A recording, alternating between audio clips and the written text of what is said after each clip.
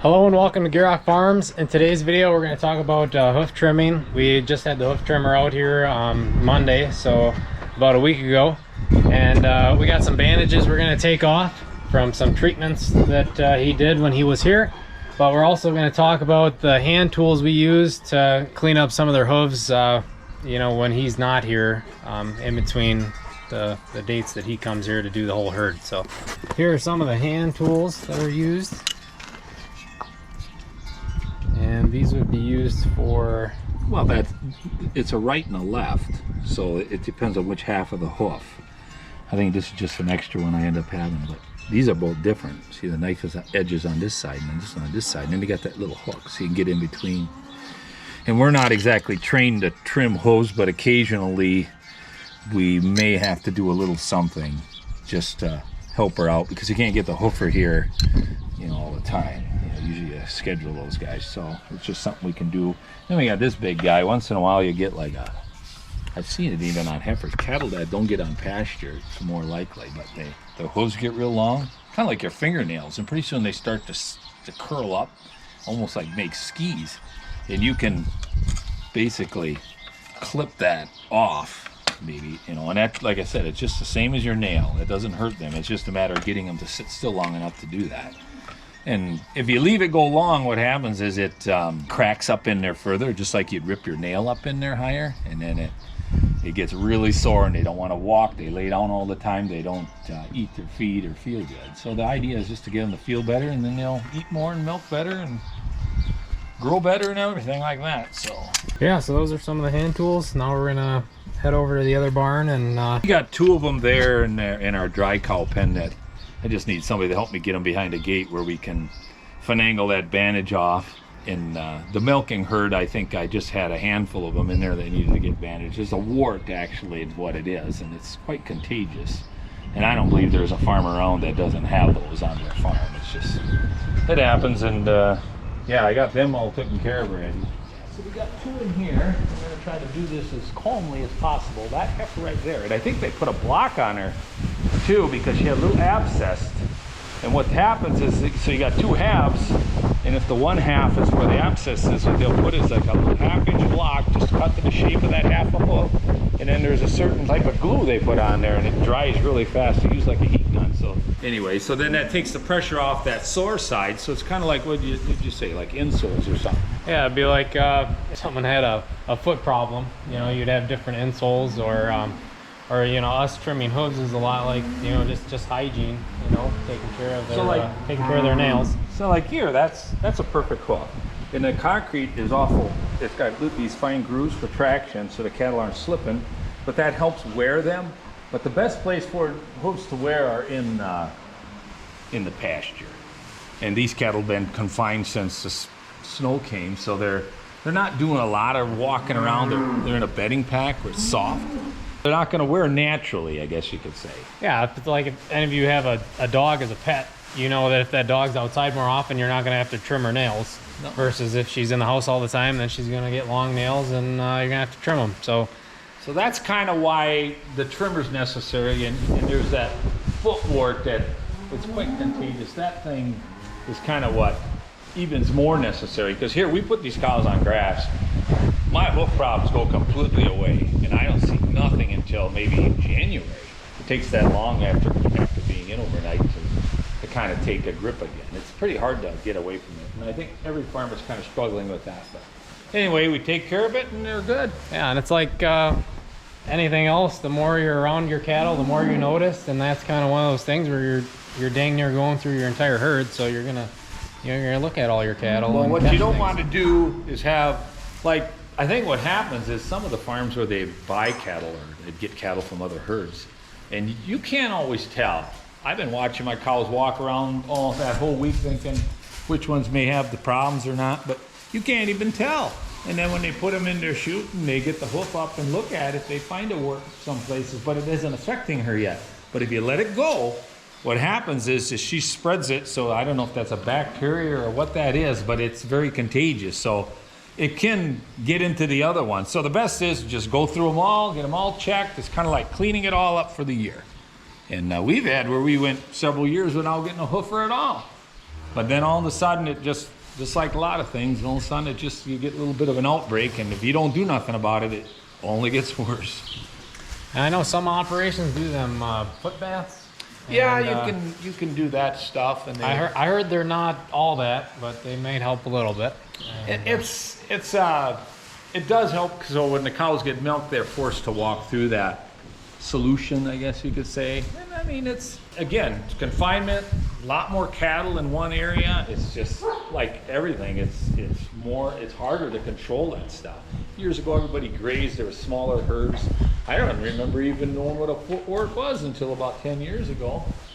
So yeah, there's a few ways to prevent, and there's like vitamins and some different minerals they can use to help encourage good hoof, health. And from cracking and a lot of other things that can happen. And so anyway, we got the two. I think we got the blue roan, and you would never know it. You'd watch her run around. You'd never think she had anything with the foot, but they found something on her, and then we got this one heifer. So we're gonna see if we can do this without too much of BS.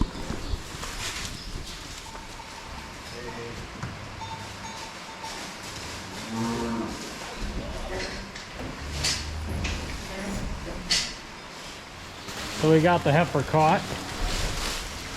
It's on her left rear. There's a bandage on the and what that bandage is holds this. They put in there's a little bit of a medication they put in there to help heal that wart fast. That's just got to be on there for a few days after they put it on. There, I got it. It's kind of an ugly thing, but they'll wrap it right between the two toes is where it is. You can let her go. I think we're going to do the same thing at that Roni. We'll get her in this corner. We might have better luck in the corner here than trying to get her in the center. You bring her along the wall there. I'll hold you on them.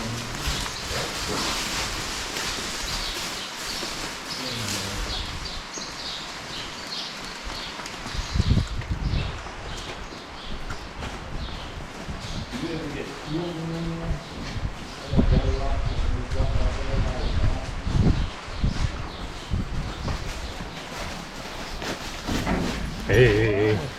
Okay, we're not in reach here.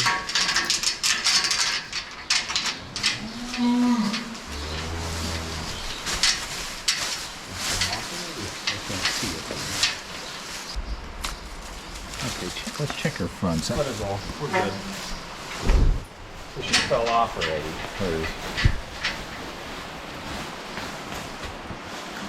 Yeah, you'd never think there was anything wrong with her feet. They must have found something in there because they had her marked down with it. So that they do is they record the number, and then they got the two front, right and left of the front, right and left of the back, and they'll put it in that column which foot was the problem. So it's kind of like a history. So for instance, when I'm taking the wraps off later, I can look and say, well, there's supposed to be a wrap on number 43 on the right rear or something. You want to make sure you're taking them off timely. I've heard of guys where they forgot them and then they start to cut in. Yeah, it makes more of a problem. It's just you got to take. It's only meant to be on there for just a few days or so. Yeah, it's not something you can just forget about. That's pretty important. Yeah, and that's the thing. Then you got to catch them, and you got to get down in them there a little bit to get them off. Yeah, hers just fell off, which works out, and but you still got to check. And they got that heifers off. So. All right, we're done in this barn. We're gonna go let the cows in since it's starting to rain.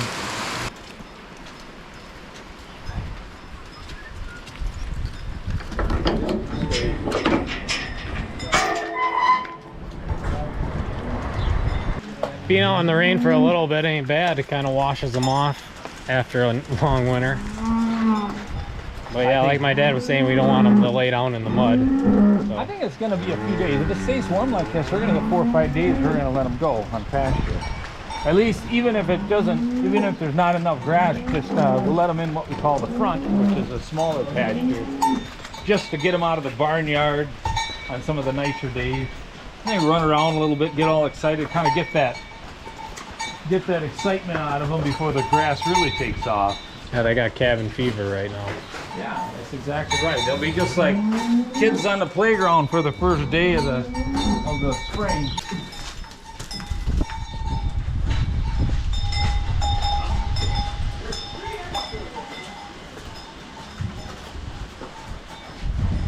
Come on, girls. Time to get out of the rain. Come on.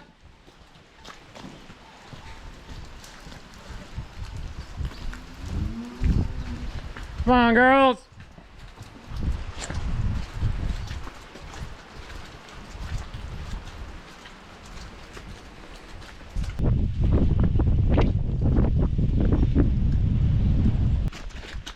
This one's always one of the last ones. I think she's a bit too domesticated. She's a little too easy around people.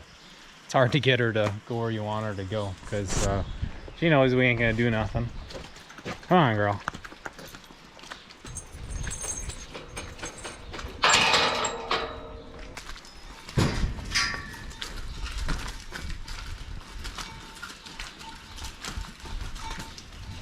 Well, so far with this weather, we really can't complain. It's been timely rains, very gentle rains. It didn't get warm yet until now, but maybe that's better than it warming up and freezing everything off all the time. Maybe if it just stays warm now. You maybe offer those guys that bale of hay and I don't know, this should actually stay. Yeah, so you get under the roof.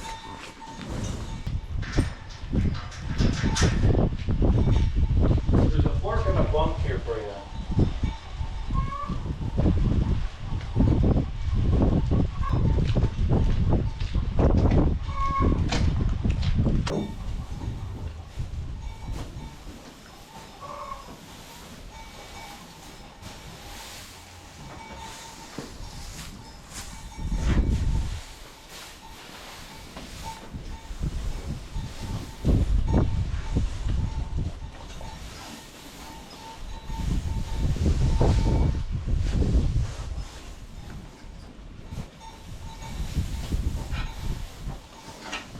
Switch cows, they got a nice warm and dry place, and the rest of them are getting tied up in the barn. Let's go finish help tying up.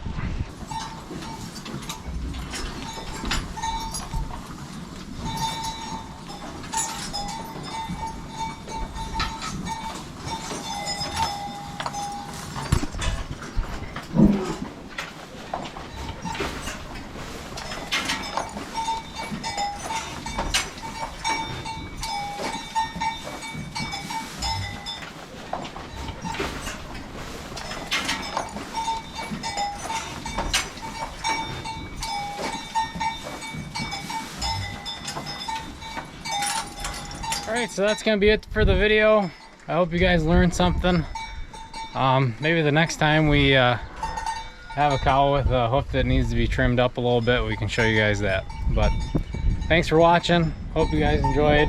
Make sure to check out our other videos.